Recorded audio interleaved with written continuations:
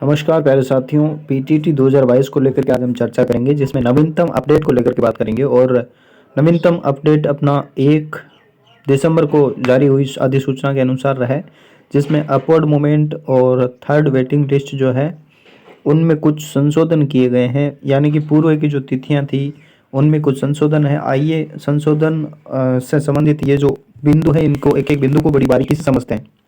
सबसे पहला अपना बिंदु रहेगा जिसमें यही है कि आपके तृतीय चरण के प्रथम चरण के जो अपवर्ड मूवमेंट है तो आवेदन और तृतीय प्रतीक्षा सूची जो है उनमें संशोधन हेतु अधिसूचना जारी की गई है।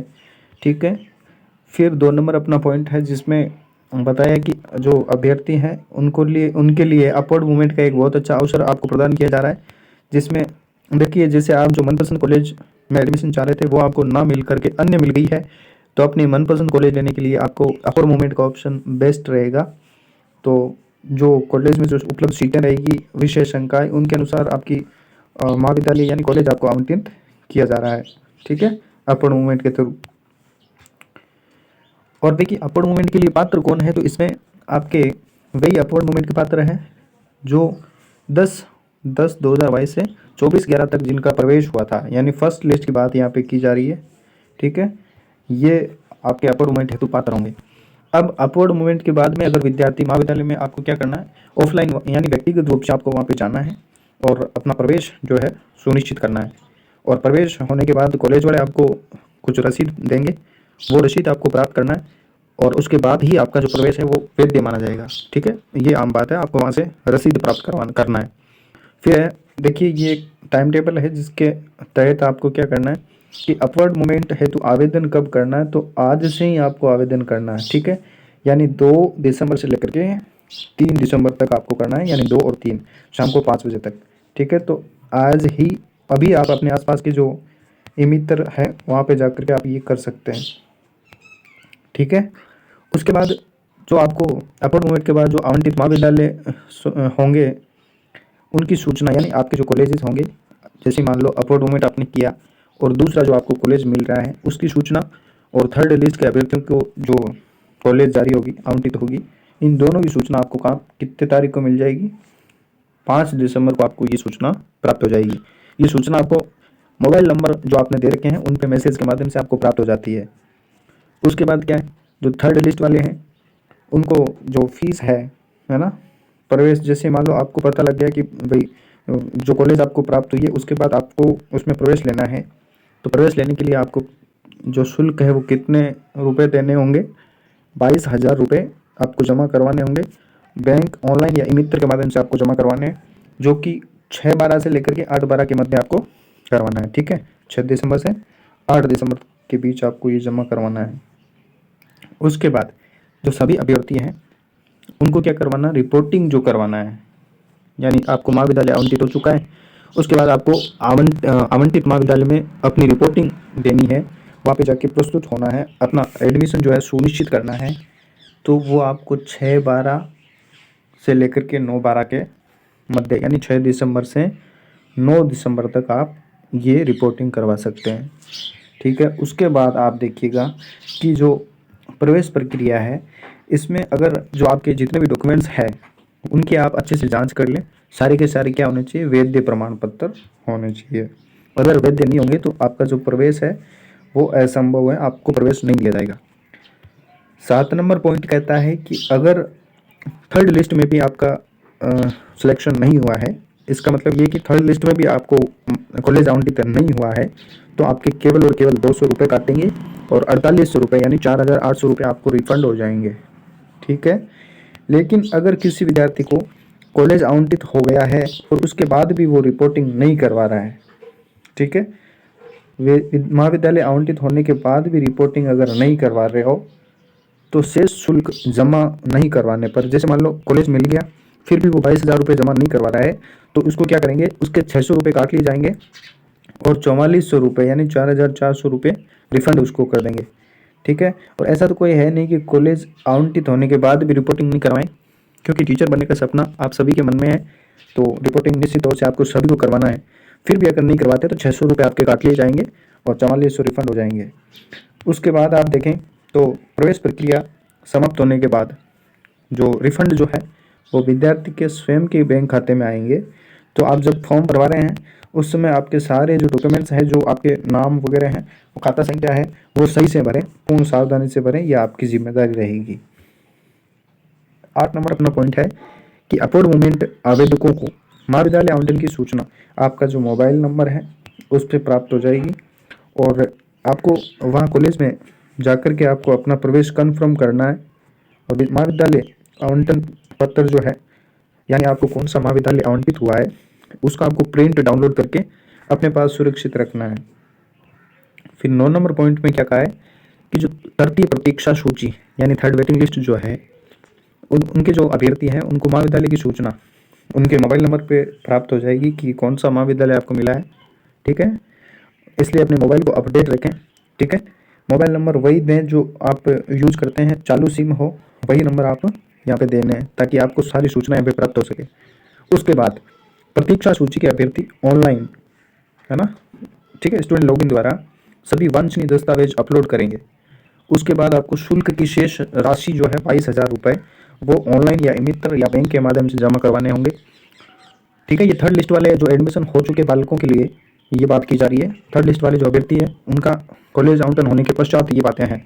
ठीक है, और अगर शुल्क जमा हो चुकी है तो उसके बाद आपको जो अपना संबंधित महाविद्यालय यानी जो कॉलेज आपको प्राप्त हुआ है उसके द्वारा जो मूल दस्तावेज है वो सत्यापन करने के बाद अभ्यर्थी यानी आपका प्रवेश जो है व्यक्तिगत रूप से उपस्थित होने पर ही कंफर्म होगा।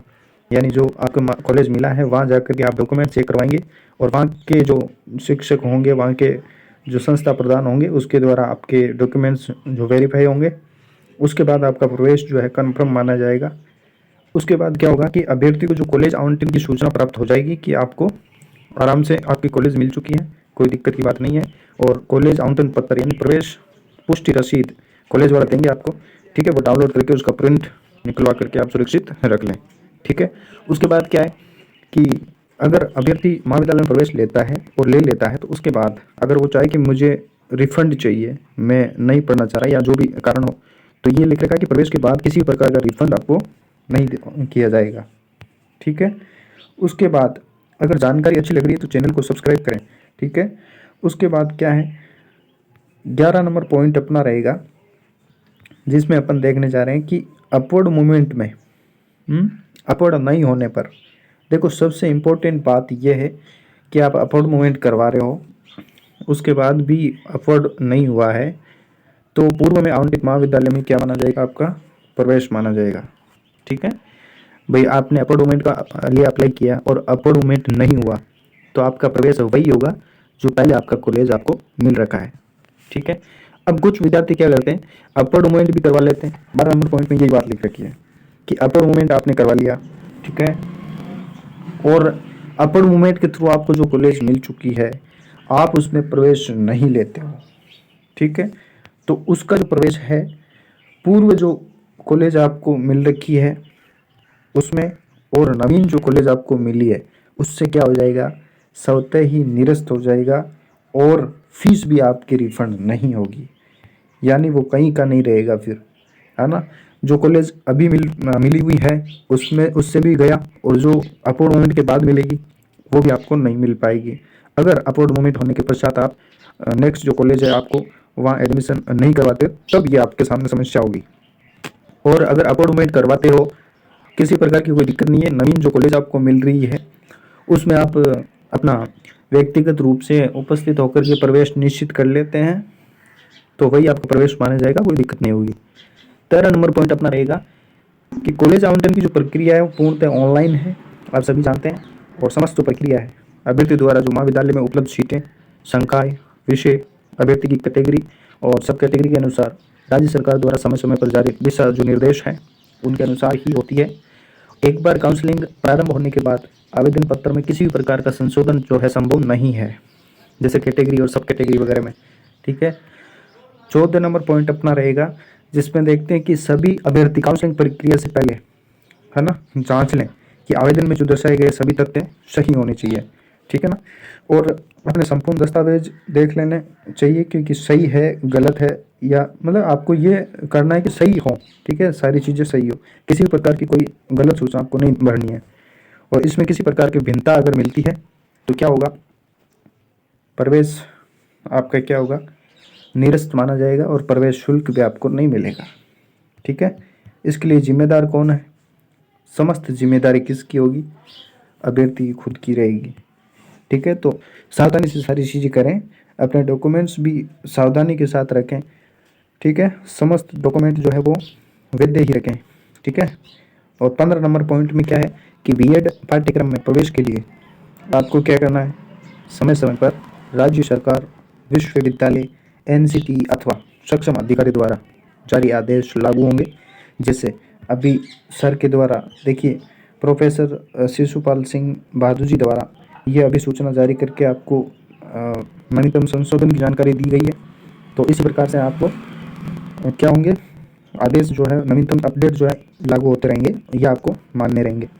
ठीक है, फिर क्या है, जो अभ्यर्थी दस्तावेज सत्यापन की पूर्ण जिम्मेदारी, देखिएगा दस्तावेज जो है उनकी वेरिफिकेशन की जो जिम्मेदारी है वो कॉलेज को ही रहेगी। ठीक है, कॉलेज वाले जाने। ठीक है, सारी चीज़ें वेरीफाई कॉलेज वालों की तरफ से की जाएगी, ये जिम्मेदारी कॉलेज को दी जा रही है। उसके बाद 17 और इम्पोर्टेंट पॉइंट यह है कि जो अभ्यर्थी निर्धारित तिथि, निर्धारित कौन सी है, 6 से 9 तक यानी 9-12 शाम 5 बजे तक महाविद्यालय में यानी कॉलेज में व्यक्तिगत रूप से उपस्थित होकर रिपोर्टिंग नहीं करवाते हैं, नहीं करेंगे, उनका प्रवेश स्वतः ही निरस्त हो जाएगा। मैं समझता हूँ कि ये गलती कोई भी विद्यार्थी, कोई भी अभ्यर्थी नहीं करेगा। जिनका प्रवेश कॉलेज के अंदर जिनका हो रखा है सिलेक्शन, तो निश्चित रूप से 9-12 तक या 9-12 से पहले पहले आप अपना प्रवेश सुनिश्चित करें, अन्यथा प्रवेश स्वतः ही निरस्त हो जाएगा। तो ये था नवीनतम अपडेट। जानकारी अच्छी लगी हो और रियल में ये लगा हो कि वास्तव में आपको अच्छी जानकारी प्राप्त हुई है, तो चैनल को सब्सक्राइब करें, वीडियो को लाइक करें और शेयर करना ना भूलें। Thank you.